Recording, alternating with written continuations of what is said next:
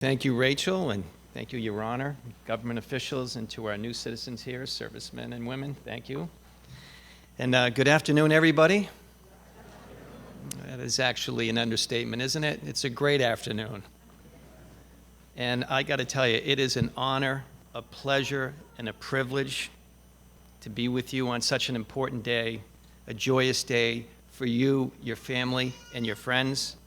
My name is Joe Preston. I'm a second-generation American.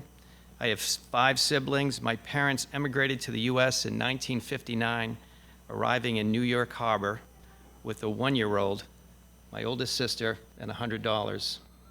And yesterday I was flying into New York City, and it was a beautiful day, and the path flight usually isn't this way, but it went right by the Statue of Liberty.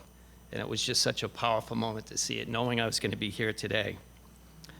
So my parents had my sister and $100, but most importantly, they carried with them the hopes and dreams of a better life for their family and the resilience and commitment to see their dreams come to fruition. They came from Ireland, my mother from Northern Ireland, where discrimination was rampant, a challenging time, and my parents were seeking a greater new beginning. 1 year later, in 1960, John Fitzgerald Kennedy became president. His election broke religious barriers, and his vision for America and the world provided hope to them, the rest of the country, and millions of people around the globe.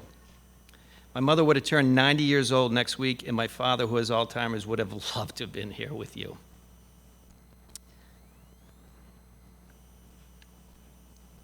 They lived through and understood the sacrifice immigrants make, leaving friends and family, like I know many of you have, to start a new life.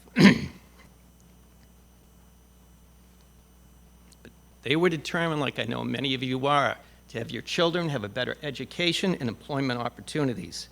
And they've role modeled the hard work it takes. And I know I didn't appreciate it when I was younger, but I do now. President Kennedy never forgot that he was a byproduct of previous generations that emigrated to the United States. So let me share a part of a speech President Kennedy made on immigration. He said, "The greatness of our Constitution comes not so much from the words that it contains. It is great because of the people who have lived and worked under it to add to its framework of words and ideas. The work and sacrifice and passionate devotion of many generations of Americans. Men and women came from every corner of the world, from every nation and every race to live together as parts of one great unified nation." He went on to say, "Our Constitution is founded on the principle that all men are equal as citizens and entitled to the same rights, whether they achieve citizenship by birth or after coming here as immigrants, seeking to find in America new freedom and new opportunities." President Kennedy used his time in office to advance causes related to immigration and laid the foundation for the Immigration Act of 1965.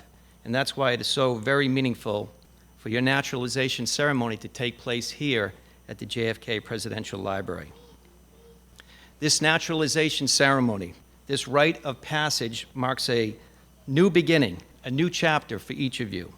And how exciting is that? You have the opportunity to create new chapters for yourself and for the future generations, to create opportunities that may not have ever existed. And who knows, someday, maybe your child or grandchild will be president of the United States. But with opportunity comes responsibility. As President Kennedy once said, "One person can make a difference, and every person should try."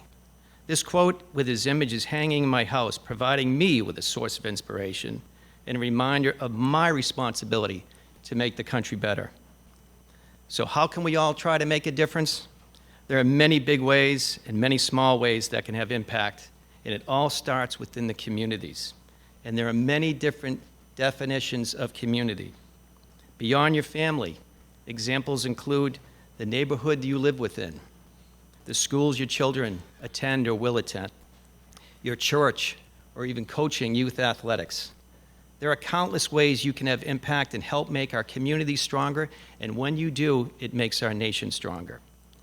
One person can make a difference, and everybody should try. So as we gather here today to celebrate your citizenship, I will remind you, our nation, it's not always perfect.